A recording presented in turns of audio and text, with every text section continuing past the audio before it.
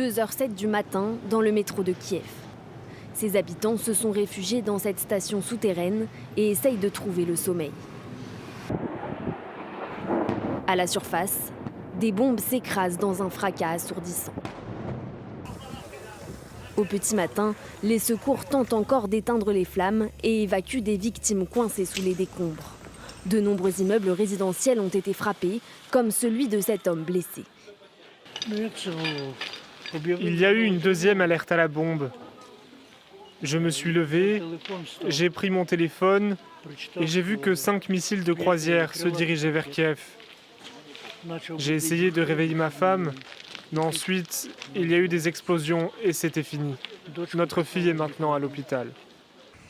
Les bombardements, qui ont aussi touché des écoles et des hôpitaux, ont fait plusieurs morts, dont un enfant de 6 ans et des dizaines de blessés. Une attaque massive. En quelques heures, 8 missiles et plus de 300 drones se sont abattus sur la ville, selon le président ukrainien. Son ministre des Affaires étrangères appelle Washington à accentuer la pression sur Vladimir Poutine.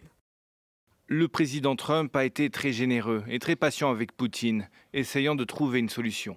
Il est temps de mettre la pression maximum sur Moscou. Il est temps de synchroniser toutes les mesures de sanctions. Il est temps d'imposer la paix par la force. Ces derniers jours, les forces russes ont multiplié les attaques meurtrières sur l'Ukraine, faisant fi de l'avertissement américain. Donald Trump a donné 10 jours à compter de mardi à Vladimir Poutine pour mettre un terme au conflit sous peine de nouvelles sanctions.